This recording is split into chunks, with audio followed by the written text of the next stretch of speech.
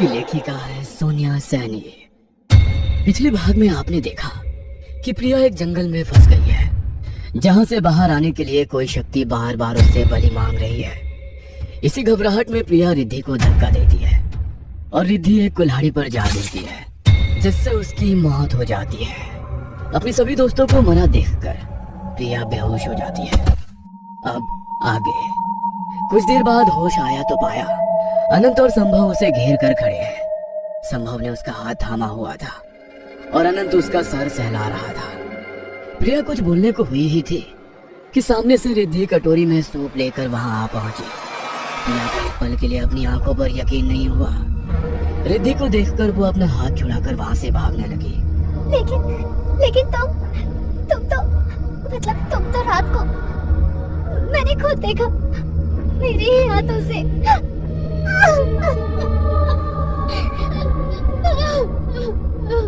प्रिया ने दोनों हाथों से अपना चेहरा ढक लिया और चीख चीख कर रोने लगी। मैं मारना नहीं चाहती थी, लेकिन पता नहीं कैसे मैं सचमुच नहीं मारना चाहती थी। अरे यार, तुमने कोई भयानक सपना देखा होगा। तुम यहाँ बेहोश पड़ी थी, इसीलिए मैंने संभव और अनंत को भी बुला लिया था। रिलैक्स हो जाओ, सब ठीक है। प्रिया को अभी भी अपनी आंखों पर यकीन नहीं हो रहा था।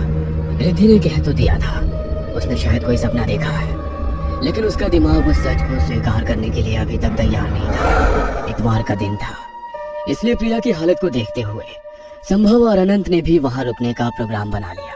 प्रिया कुछ ज्यादा ही ट्रॉमेटाइज्ड हो गई है, क्या करें? अच्छा, तो इसका फेवरेट एनर्जी ड्रिंक लिया और चिकन भी, प्रिया को बहुत पसंद है, शायद मूड ठीक हो जाए। शाम ढले सभी डिनर करते हुए आपस में बात करके माहौल को थोड़ा सामान्य बनाने की कोशिश कर रहे थे। प्रिया अभी भी सहमी बैठी थी। खाने पीने के बाद कब उन चारों को नींद आई उन्हें पता नहीं चला था। अचानक देर रात ढोल की आवाज सुनकर अनंत की नींद टूटी। उसने संभव को जगाया तो पाया वो दोनों एक घने जंगल में हैं, जहां दूर आदिवासी ढोल बजाकर कोई त्योहार मना रहे थे शायद। अनंत ने घबराकर आसपास देखा। संभव को तो अभी भी ये कोई स्वप्न ही लग रहा था। आधी रात गए सुनसान जंगल, झिंगुर और जंगली जानवरों की बाहें बाहें करती आवाजें जो सन्नाटे को चीर कर अजीब सी सहलन पैदा कर रही थी, और अजीब सी ध्वनि निकालते वो आदिवासी ढोल। वह ढोल की आवाज थिरकन नहीं, एक शोक सा नसों में भर रही थी। संभव अनंत का हाथ पकड़कर आदिवासियों की ओर बढ़ने लगा, मानो एक सम्मोहन सा था जो उन्हें उस ओर खींच रहा था। आगे के गोले के चारों ओर कुछ लोग बेसूद ढोल पीट रहे थे। संभव के आश्चर्य का ठिकाना नहीं रहा जब उसने प्रिया और रिद्धि को भी वहां बैठे देखा। उसने रिद्धि से कुछ पूछना चाहा, किंतु एक आदिवासी ने अपनी खून उगलती आंखों से घूरकर उसे चुप रहने का इशारा किया। सभी लोग नीचे बैठने लगे। एक थाल में भोजन जैसा कुछ परोसा जाने लगा। उन चारों को भी खाने का इशारा किया तो कुछ भयभीत से होकर सबने बारी बारी से एक टुकड़ा मुंह को लगाया। प्रिया को तो पहले निवाले से ही उल्टी हो गई, लेकिन रिद्धि उसे बड़े चाव से खाती रही, मानो बरसों की भूख शांत हो रही हो। उसकी आंखों से टपकता वहशीपन और चेहरे पर चढ़ते उतरते भावों को सभी कौतुक से देख रहे थे। खाने के बाद अब रिद्धि सामान्य लग रही थी। संभव और अनंत की आंखों में खौफ स्पष्ट नजर आ रहा था। उन्हें अच्छी तरह याद था कि वे सब रिद्धि के घर में सोए थे। फिर अचानक उन चारों का इस विहड़ में पहुंच जाना और आदिवासियों के बीच फंसना, सब कुछ इतना असामान्य था कि उन्हें अभी भी ये स्वप्न ही महसूस हो रहा था। वे अभी इस गफलत से निकले भी नहीं थे कि अचानक वहां मौजूद आदिवासी कुल्हाड़ी से एक दूसरे पर हमला करने लगे, जिससे वहां भगदड़ मच गई। सभी अपनी अपनी जान बचाने के प्रयास में जहां समझ आया दौड़ पड़े। एक टूटी सी झोपड़ी को देख संभव उसके भीतर जाकर छिप गया।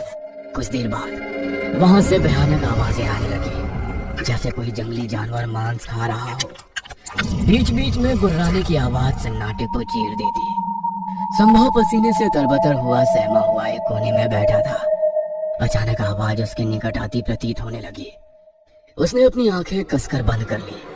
कुछ क्षण पश्चात उसे अपने कंधे पर एक हाथ। यहाँ कैसे पहुँचे तुम? सामने प्रिया खड़ी थी। प्रिया, यहाँ कोई है?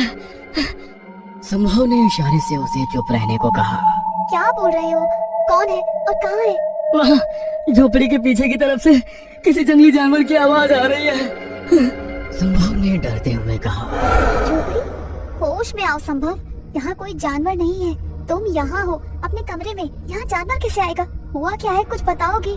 संभव ने ध्यान से देखा तो पाया वो तो अपने कमरे में ही था। लेकिन ऐसा कैसे हो सकता है? हम तो वहाँ उस जंगल में। संभव ने बोलते हुए अपना सर पकड़ लिया। प्रिया ने कुछ देर खामोश रहने के बाद संभव को कमरे से बाहर आने का इशारा किया। बाहर आने के बाद प्रिया ने संभव से कहा, संभव, रिद्धि और अनंत का कुछ पता नहीं है और तुम बोल रहे हो कि तुम भी जंगल में थे। ये कैसे हो सकता है? अरे वो दोनों भी तो जंगल में ही थे ना। सच बताऊं तो ऐसा ही जंगल मैंने देखा था परसों। कुछ तो अनहोनी हो रही है हमारे साथ। समझ नहीं आ रहा कि क्या सच है क्या सपना है। खुली आंखों से देखकर सब कुछ कैसे झुठला दे। प्रिया ने अपने साथ हुई पूरी घटना संभव को शब्दशः सुना दी। फिर संभव ने भी अपना पूरा अनुभव प्रिया को बताया। एक दूसरे की बात ध्यान से सुनने के बाद दोनों कुछ देर तक खामोश रहे। फिर संभव ने आगे कहा, प्रिया, मुझे लगता है ये सब उस किताब के कारण ही हो रहा है। ये कौन सी ताकत है जो हमसे हमारी सोचने समझने की शक्ति छीन रही है? हमारे दिमाग को इतना भटका दिया है कि सच और भ्रम का अंतर ही स्पष्ट नहीं हो रहा। ये जरूर कोई छलावा है जो हर पल हमें छल रहा है। हम दोनों वापस कमरे में आ गए और रिद्धि और अनंत नहीं आ पाए। कहीं इसका मतलब ये तो नहीं कि छलावे ने उन दोनों का शिकार कर लिया? नहीं प्रिया, अपने दोस्तों को मैं कुछ नहीं होने दूंगा। मेरा दिल कहता है वो दोनों बिल्कुल ठीक होंगे। हम उन्हें वापस लेकर आएंगे और इस छलावे से निकल जाएंगे। देखो, आज जब मैंने सपने में वो जंगल देखा तो हम चारों वहीं उस जंगल में थे। इसका मतलब वो चारों अभी भी इस छलावे में फंसे हैं। तुम सही कह रहे हो। मुझे लगता है हमें वो किताब फिर से पढ़नी होगी, तभी समझ में आएगा कि ये सब क्या है और क्यों है। मुझे ऐसा लगता है कि इस छलावे से बाहर आने का रास्ता भी हमें उस किताब में ही मिलेगा। प्रिया और संभव तेज कदमों से वापस अंदर किताब वाले कमरे की ओर बढ़ने लगते हैं। कमरे का दरवाजा खोलते ही वे दोनों एक बार फिर से खुद को उसी जंगल में पाते हैं। नहीं, हम फिर से उसी छलावे में आ गए हैं।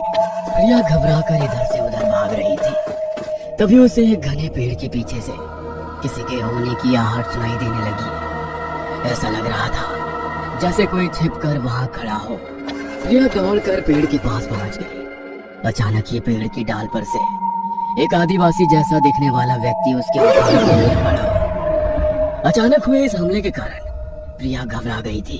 वह घबराकर वहां से दूर भागने लगी। तभी उसकी नजर एक पेड़ के पीछे छिपी रिद्धि पर पड़ी। अंधेरे में वो नीचे झुककर बैठी हुई थी। लंबे बालों से उसका पूरा चेहरा ढका हुआ था।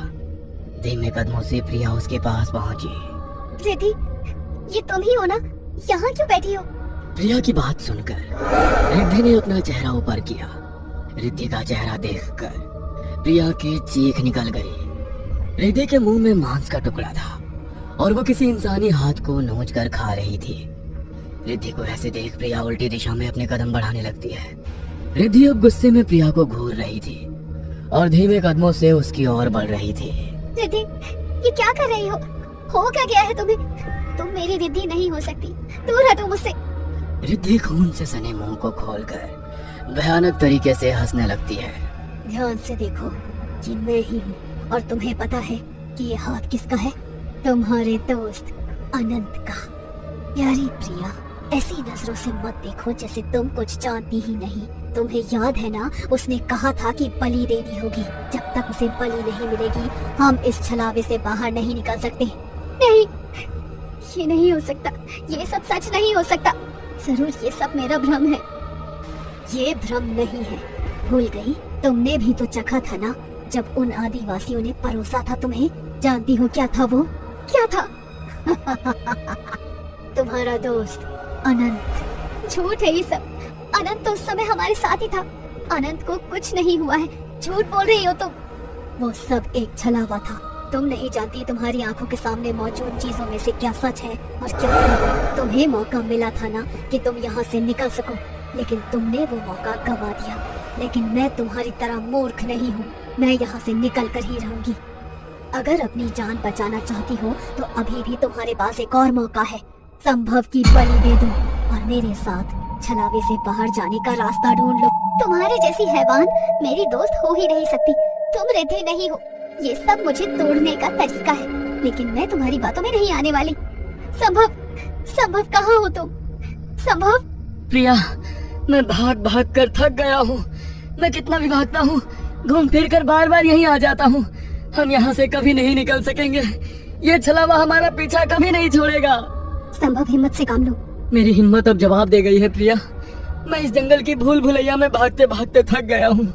मैं कितना भी भागता हूँ, बार बार घूम फिर कर यहीं आ जाता हूँ। इस जंगल का कोई सिरा ही नहीं है। यहाँ से बाहर निकलने का कोई रास्ता नहीं है। तुम सुन रही हो ना, ये आदिवासियों की भयानक आवाजें और ढोल की मनहूस आवाज। ये आवाज अगर मैंने कुछ देर और सुनी तो मेरे दिमाग की नस फट जाएगी। तुम यहाँ से निकल सकते हो, लेकिन उसकी बस एक ही शर्त है, बलि देनी होगी। ध्यान रखो, यहाँ से तुम में से कोई एक ही वापस जा सकता है। भूल जाओ ये तुम्हारे दोस्त है। बस बलि दो और अपनी जान बचाओ। प्रिया, इस रिद्धि ने हमारे दोस्त अनंत को मार डाला। देखा ना तुमने, इसने कितनी निर्ममता से अनंत को। अनंत मेरे भाई, मेरे दोस्त, माफ कर दे मुझे। मैं तुझे बचा नहीं पाया, लेकिन अब मैं इस छलावे में फंसकर नहीं मरने वाला। मैं बलि दूंगा, जो करना पड़ेगा करूंगा। संभव, संभालो अपने आप को। देखो, ये सब हमारा वहम है। बस संभव, होश में आओ। अगर यहाँ से निकलने की यही शर्त है तो सबसे पहले मैं इस रिद्धि को मार डालूंगा। इसी की वजह से हम सब इस मुसीबत में फंसे हैं। हमने इसे मना किया था उस शैतानी किताब को हाथ ना लगाना, लेकिन ये नहीं मानी। सारी मुसीबत की जड़ यही है। अब मैं इसे नहीं छोड़ सकता।